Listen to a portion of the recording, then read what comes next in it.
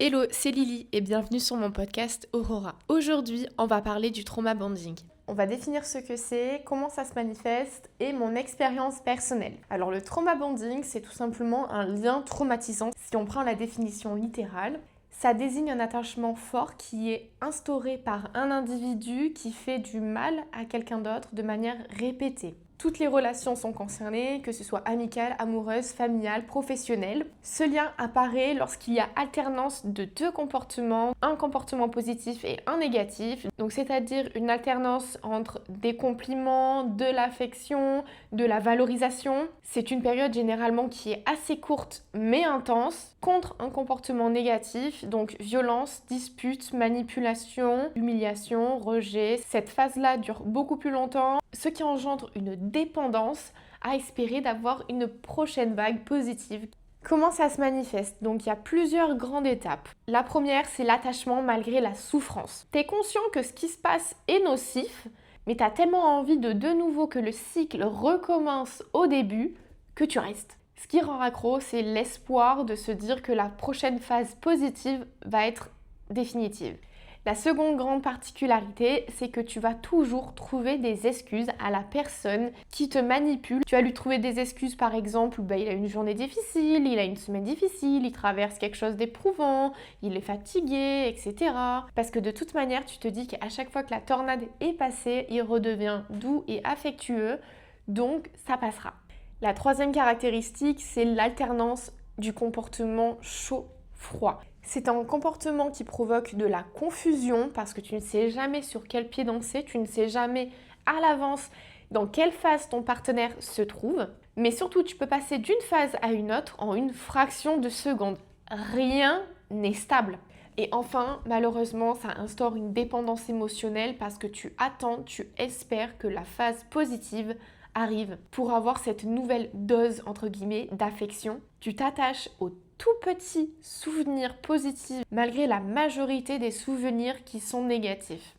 Vous en doutez, si je fais un podcast là-dessus, c'est que je l'ai vécu. J'ai vécu l'alternance chaud-froid qui a engendré vers un trauma bonding tout au long de la relation, mais particulièrement à la fin de la relation, puisque c'est vers la fin de la relation que je commençais à me détacher progressivement de lui, que toutes ces autres manipulations que j'ai pu faire en épisode précédemment ne fonctionnaient plus tant que ça, et il a commencé à instaurer ce trauma bonding avec cette alternance de chaud-froid pour me déstabiliser encore plus et pour continuer à me désorienter pour que je sois toujours sous sa coupe. Plus le temps passait et plus le changement entre les phases était de plus en plus court. Avant, on pouvait avoir plusieurs jours heureux et puis 2 semaines catastrophiques. Et puis plus ça passait et plus l'étau se resserrait, tellement bien que je pouvais vivre ce genre de cycle, ce genre d'alternance, plusieurs fois dans la journée. Je ne savais plus comment lui parler, je ne savais plus comment réagir.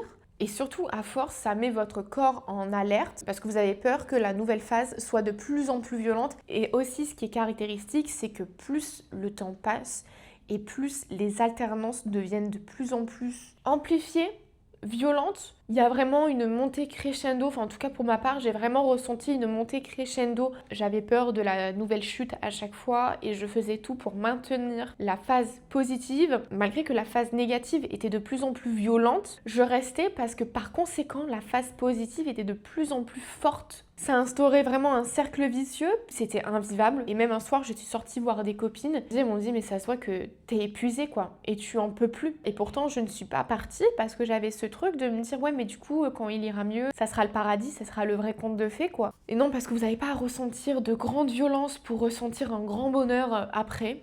Et surtout, ça vous force malgré vous à être dans une dépendance. À la fin, j'étais vraiment dans une dépendance de son affection.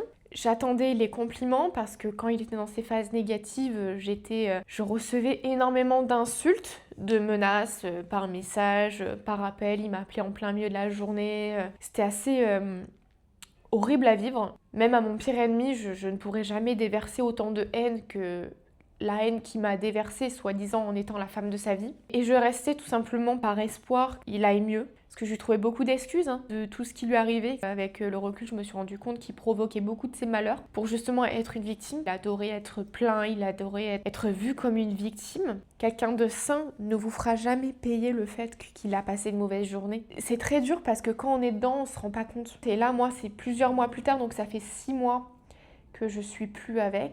Et c'est encore à l'heure actuelle que je réalise l'ampleur de tout ce que j'ai vécu et que je me dis mais comment j'ai pu subir tout ça? Il y a plein de choses que les personnes qui ont été victimes de violences psychologiques, on se met à faire en n'étant pas conscient de la gravité de la situation dans laquelle on est. Et j'aimerais dédier cet épisode à mes copines qui ont été là, qui m'ont dit clairement là, ça va pas, il faut que tu sortes de là, mais qui en même temps ont été hyper bienveillantes. Donc merci les filles d'avoir été là et je vous fais de gros bisous et je vous dis à la semaine prochaine pour un prochain podcast. Bye.